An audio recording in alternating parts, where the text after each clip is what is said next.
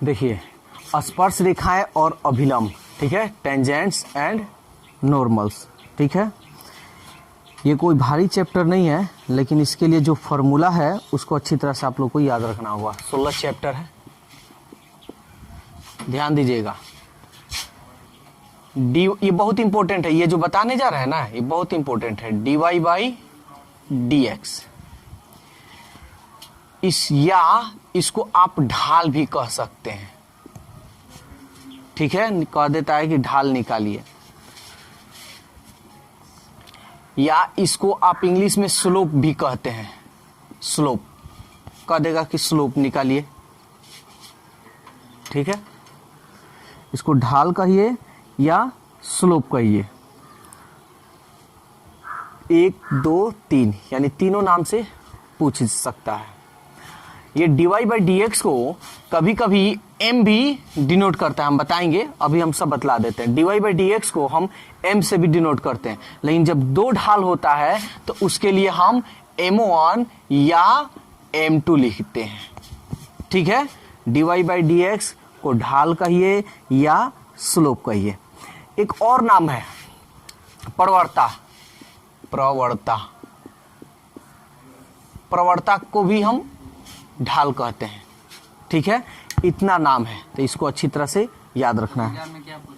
कोई ठीक नहीं, कोई ठीक है। कह देगा कि dy बाई डी एक्स निकालिए, कह देगा कि स्लोप निकालिए, ठीक है, या कह देगा प्रवणता निकालिए, ढाल निकालिए, कुछ भी कह सकता है। तो वो इसलिए तो हम बता रहे हैं सब तरह का नाम।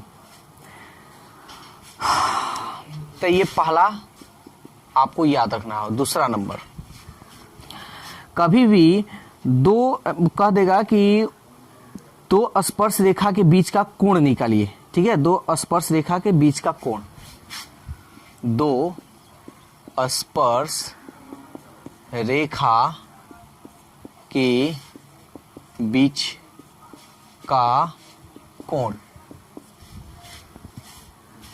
तो कैसे निकालिएगा? तो इसके लिए एक फॉर्मूला होता है tan theta equal to modulus, ठीक है। tan theta equal to modulus m1 minus m2 बटा 1 प्लस m1 इंटू m2, ठीक है। अब हम आपसे ये पूछें कि बताइए यहाँ m और n क्या है, तो अभी क्या बता है, m और n ढाल है, dy बाई डी एक्स का मान है, ठीक है। मान निकालिए dy बाई डी एक्स और रखिए, और आसानी से कोण निकल जाएगा। अब देखिए एक और बात पूछ सकता है आपको 3 नंबर में, कह सकता है कि बताइए कि समकोण है कि नहीं, साबित कीजिए समकोण है कि नहीं। तो आपको क्या करना होगा, जो समीकरण दिया होगा, ठीक है, जो वक्र का जो समीकरण देगा आपको दोनों समीकरण का यानी m1 और m2 का गुणनफल, यानी इन दोनों को गुणा कीजिएगा। अगर आ गया -1 तो वक्र जो समीकरण है, वक्र समीकरण समकोण होगा। यानी m1 और m2 गुना कर दिया जाए, और गुना करने पर -1 आ जाए तो कह दीजिएगा कि समकोण है, ठीक है। अगर नहीं आए तो समकोण नहीं है, ठीक है। -2 आ जाएगा तो नहीं है। देखिए अब कह देता है कि बिंदु दे देगा, कोई बिंदु दे देगा, ठीक है। अब बिंदु देकर कहेगा स्पर्श रेखा का समीकरण निकालिए, अभिलंब रेखा का समीकरण निकालिए, ठीक है। तो इसको हम लोग कैसे बनाएंगे, स्पर्श का समीकरण और अभिलंब का? तो इसके लिए एक फॉर्मूला आप लोग को याद रखना होगा, ध्यान दीजिएगा। y minus y1 equal m x minus x1, ठीक है। अब हम आपसे पूछे कि m बताइए, यहाँ m क्या है?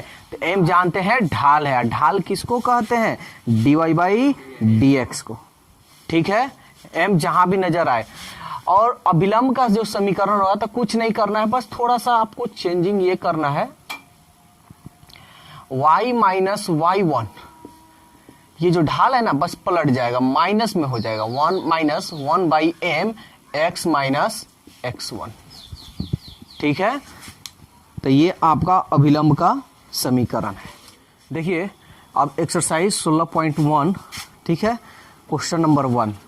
देखिए क्या कह रहा है, यदि x बराबर 2 पर वक्र y equal to x cube minus x की ढाल ज्ञात करें। हम जानते हैं ढाल किसको कहते हैं, dy बाई डी एक्स को, या m को प्रवणता भी कहते हैं, स्लोप भी कहते हैं, m1 m2 से भी डिनोट करते हैं। तो यहाँ पे ये बिंदु है, ध्यान दीजिएगा, और ये वक्र है। तो आपको वक्र का क्या करना होगा, डिफरेंशिएट करना होगा। निकालिए इसका एक, मान लीजिए both side differentiate WRTX dy by D x, D by D x x cube minus x. इसको इसके साथ कीजिए, इसको इसके साथ कीजिए। और डिफरेंशिएट बहुत पढ़ लिए हैं आप लोग, तो अब इसका डिफरेंशिएट हमको करना है, तो करते हैं। नीचे देख रहे हैं सेम से मिल रहा है ना, तो ये बगल में आ जाता है और एक कम हो जाता है, और dx dx कट जाएगा, यानी 1 हो गया। इतना आ गया ना, ढाल निकल गया है आपका। लेकिन अभी बिंदु यहां दिया है, x बराबर क्या मान दिया है, 2, तो आपको x की जगह पर क्या रखना होगा, 2। तो इसलिए यहां लिख सकते हैं, चूंकि x इक्वल टू, जब x इक्वल 2, ठीक है, इसलिए ढाल कहिए या dy बाई डी एक्स कहिए, ढाल कहिए या dy बाई डी एक्स कहिए, सब अभी बताए हैं।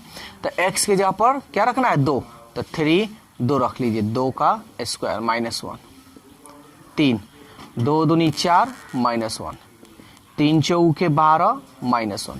अब 12 में से 1 गया 11, ये रहा आपका ढाल।